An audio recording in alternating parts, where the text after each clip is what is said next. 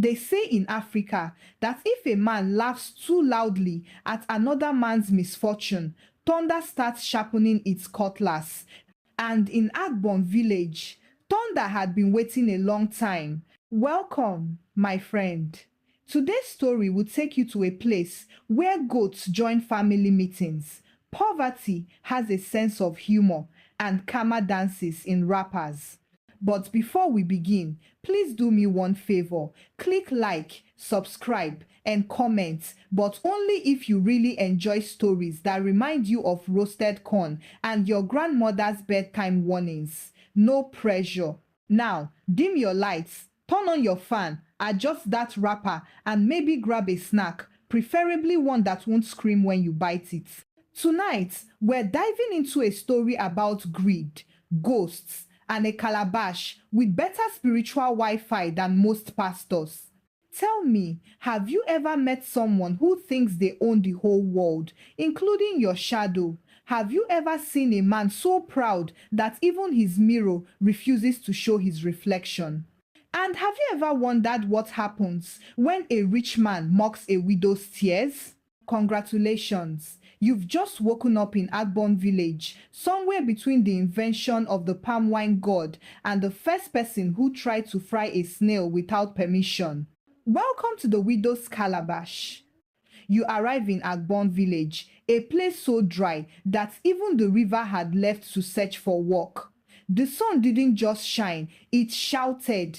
Every afternoon, villagers looked like roasted yams, sprinkled with dust. Water was gold, but gossip was free. At the center of it all was Mama Efuru, the widow who smiled as if she knew God personally. Her late husband, Papa Efuru, had left her one small farm, one stubborn goat, and one cracked calabash that seemed to have survived 3 marriages. Every day, she'd carry that calabash to the stream, humming songs older than the village itself. People looked down on her for still smiling through her struggles. But Mama Efuru said, when you stop laughing, the devil starts feeling comfortable.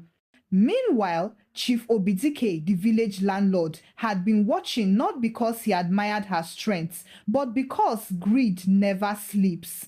Chief Obidike was the kind of man who wore gold, even to chase goats. His slippers alone could pay school fees for 3 generations. He was rich, arrogant, and loud enough to make thunder jealous. He owned half the village, and the other half owed him money. His compound was so large that visitors got tired just walking to his gates. Some even carried snacks halfway. One morning, he saw Mama Efuru farming on the small patch of land beside his estate. He frowned like a man with too much belly and too little compassion. He walked up to her, adjusted his flowing agbada, and said, "Woman, this land now belongs to me." Mama Efuru looked up, wiped her sweat with the back of her hand, and asked calmly, "Since when did you buy the sun that shines on it?"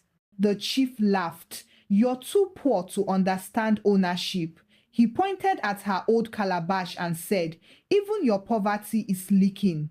The villagers laughed, but that night, the moon refused to shine on his compound. Later, Mama Efuru quietly walked to her husband's grave with the cracked calabash in her hands. The wind was whispering like gossiping aunties. She knelt, placed the calabash on the mound of earth, and whispered, "My husband, they have come for what you left us, but I know your spirit still listens." A strange breeze blew warm, then cold, and the calabash gave a soft hum. By morning, Chief Obidike's workers couldn't hold their tools. Their hands trembled as if invisible ants were tickling them. His prize goat refused to eat and began bleating the national anthem at midnight. Of course, the chief blamed witches. Rich people never believe they are the problem. He stormed into Mama Efuru's hut and shouted, "Old woman, return whatever charm you used." Mama Efuru simply smiled.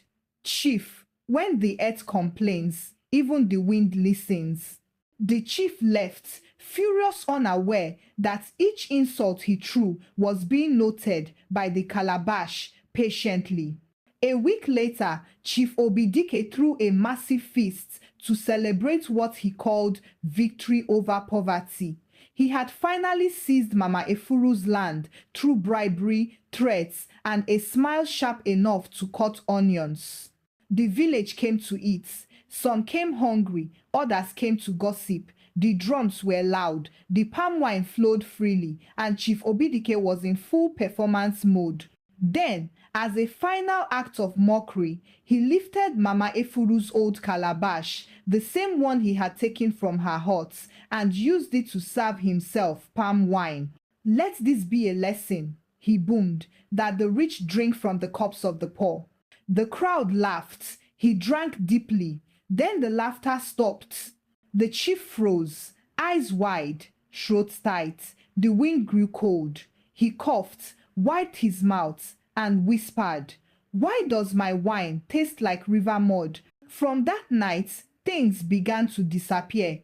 His goat turned to dust. His goats ran away. His wife started greeting him from a distance.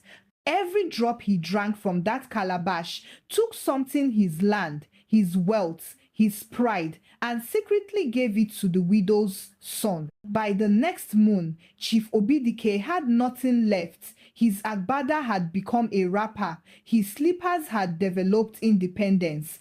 One morning, villagers found him sitting under the same mango tree where he once laughed at Mama Efuru. He looked up and saw her son, now dressed neatly, strong and confident. The same boy who once begged for scraps now owned a small school built on his mother's reclaimed land. And there, beside Papa Efuru's grave, sat the calabash glowing faintly, humming softly. When people asked the young man how he became rich, he only smiled and said, "My father finished his last drink." From that day on, every villager treated widows with respect, and no one ever joked about a broken calabash again. Because in Agbon village, justice doesn't shout, it laughs quietly through cracked clay and Kama's smile. And that, my friend, is the tale of the widow's calabash, proof that in Africa, the drum of justice may beat slowly, but when it starts, even kings dance barefoot. Mama Efuru didn't raise her hand to fight. She didn't cast spells or shout. She simply trusted that truth has its own schedule, and sometimes it arrives carrying a calabash. So tonight, as you sit there listening with your fan spinning slowly above you, remember this: never look down on anyone whose story you don't understand. The widow you laugh at today might be the ancestor whispering your name tomorrow. Be grateful for your little peace, your small comforts, and your clean drinking water. Somewhere out there, someone is praying for half of what you complain about. And if life ever cracks your own calabash, don't throw it away, because sometimes blessings hide in the leaks. Sleep well, my friend. Until next time, stay kind, stay curious, and may your own story never taste like Chief Obidike's last sip.